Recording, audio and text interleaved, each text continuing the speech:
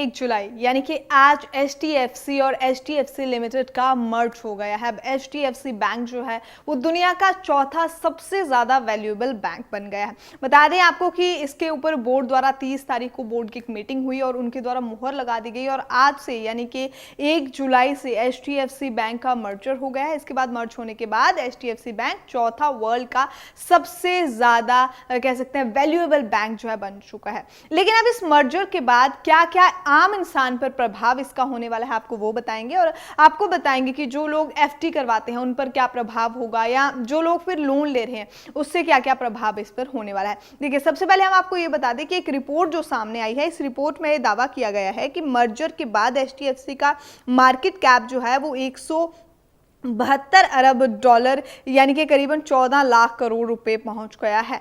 अब इस तरह जो मार्केट कैप के लिहाज से ये बैंक ऑफ अमेरिका कार्प या जो भी 4 बड़े बड़े बैंक हैं उनमें चौथे पायदान पर पहुंच चुका है। अब आपको ये बताते हैं कि FD कराने वालों पर इस पर क्या असर होने वाला है। अगर किसी ग्राहक ने HDFC बैंक में फिक्स डिपॉजिट यानी कि अपनी FD कराई है तो उसे ये चेक करना चाहिए कि क्या उसकी FD ऑटो रिन्यूएबल हो गई है या नहीं हुई है। मर्जर के बाद कई कंपनियों का नाम जो है HDFC बैंक हो गया है और विलय से पहले जो था बैंक ने हाउसिंग फाइनेंस कंपनी में FD कराने वाले ग्राहकों को 2 विकल्प दिए थे। अब ग्राहक या तो अपना FD का पैसा निकाल लेते या फिर उसे रिन्यू करा देते। अब रिन्यू कराने में जाहिर है कि HDFC बैंक की दर HDFC फाइनेंस से कम ही रहेगी, यानी FD को रिन्यू कराने पर कम ब्याज मिलेगा। हालांकि एक्सपर्ट्स का इस पर यह भी कहना है कि रिन्यू कराने पर कस्टमर्स का पैसा ज्यादा सेफ रहेगा। डिपॉजिट इंश्योरेंस की अगर हम बात करें तो deposit insurance and credit guarantee corporation के तहत ग्राहकों को 5 लाख रुपए तक की जमा राशि पर सरकार की ओर से गारंटी रहती है, लिहाजा इतने रुपए तक की FD जो है वो सुरक्षित रहेगी। अब असर उन लोगों पर क्या पड़ेगा जो लोन लेने वाले लोग हैं। देखिए, इस पर एक्सपर्ट्स का ये कहना है कि अगर किसी ने HDFC फाइनेंस से होम लोन लिया है तो फिलहाल तत्काल रूप से उस पर कोई भी असर पड़ने वाला बिल्कुल भी नहीं है, बेफिक्र निश्चिंत हो जाइए।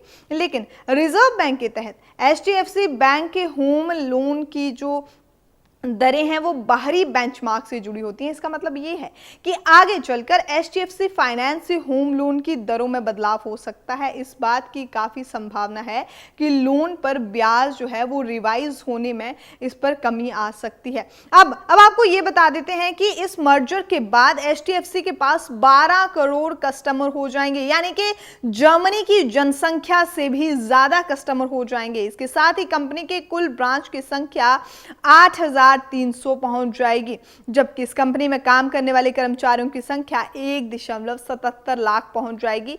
बैंक की मार्केट कैप की जो SBI के 62 अरब डॉलर और ICICI बैंक के जो है वो 69 अरब डॉलर से भी ज़्यादा हो चुकी है। तो ये बड़े बदलाव इसमें होने वाले हैं और बड़े बदलाव हो चुके हैं।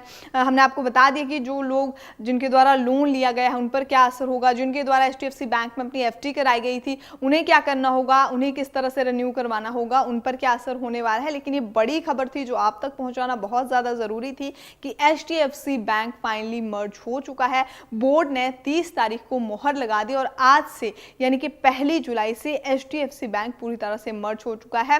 वर्ल्ड का चौथा सबसे विशाल सबसे बड़ा बैंक बन चुका है। जर्मनी की पॉपुलेशन से भी ज्यादा HDFC बैंक के अब कस्टमर्स हैं। चलिए, फिलहाल इस वीडियो में इतना ही। अभी के लिए इजाजत दीजिए। चैनल को जरूर सब्सक्राइब करें, वीडियो को लाइक किए बिना बिल्कुल ना जाएं। आप इंडिया समाचार के साथ जुड़ चुके थे और मैं हूं आपके साथ स्वाति ठाकुर।